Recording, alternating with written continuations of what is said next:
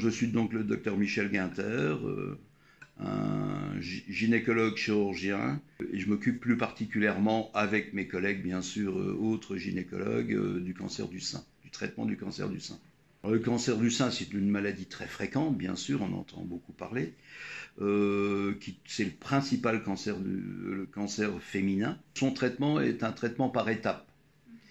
En général, la première étape est une étape chirurgicale. Bien sûr, une fois que le diagnostic est posé, la dame soit a bénéficié d'une mammographie systématique dans le cadre du dépistage, soit elle a une anomalie du sein qui l'amène à demander, son médecin traitant lui demande un bilan à type de mammographie-échographie. Une fois que ce diagnostic est posé, on fait ce qu'on appelle un bilan d'extension. C'est-à-dire qu'on veut savoir si ce cancer est resté dans le sein ou s'il a pu diffuser ailleurs. Le cancer du sein peut donner des métastases osseuses, donc on va être amené à demander une scintigraphie osseuse. Ça peut donner des métastases pulmonaires ou hépatiques, donc on va demander soit une radio pulmonaire et une écho hépatique, soit des fois pour simplifier, on demande un scanner du thorax et de l'abdomen. La chirurgie s'intéresse à la tumeur du sein et s'intéresse à l'examen, l'étude des ganglions sous le bras qui peuvent eux aussi être touchés. Concernant la tumeur, on propose d'être conservateur, de conserver le sein, ou on propose d'enlever complètement le sein. Donc on propose soit une mastectomie partielle ou une mastectomie totale. Quels sont les critères de choix? C'est-à-dire quand il y a plusieurs tumeurs dans le même sein, il n'y a pas de solution autre que d'enlever le sein complètement. On ne peut pas esthétiquement et cancérologiquement faire quelque chose de propre et surtout de cancérologiquement correct. Donc quand il y a plusieurs tumeurs, on est obligé de proposer une mastectomie totale, enlever complètement le sein.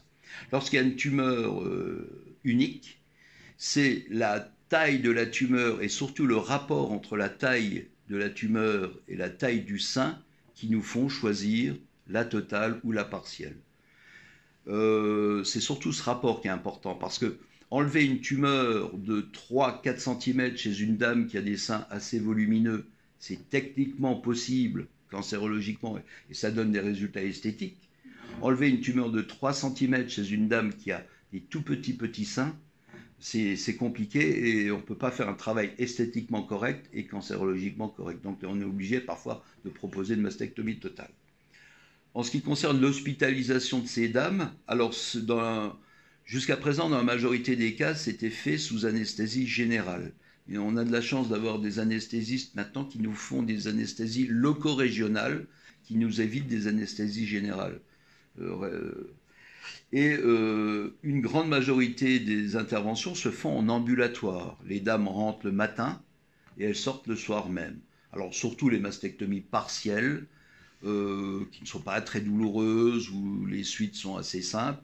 Les mastectomies totales, dans certaines équipes, ils font aussi en ambulatoire, elles sortent le soir même. Donc ce qui veut dire que ce n'est pas une chirurgie non plus trop lourde. C'est une chirurgie technique, mais pas trop lourde. Alors on fait ça d'une manière la plus esthétique possible, bien sûr, surtout quand ça s'adresse à des femmes jeunes, pour essayer de conserver la forme, le galbe du sein, la taille du sein. Bien sûr, il y a des cicatrices, mais on essaie de les faire les plus esthétiquement possible. Il y a un temps de cicatrisation. On laisse un délai à peu près d'1 mois après la chirurgie pour commencer une éventuelle radiothérapie ou une chimiothérapie, puis une radiothérapie.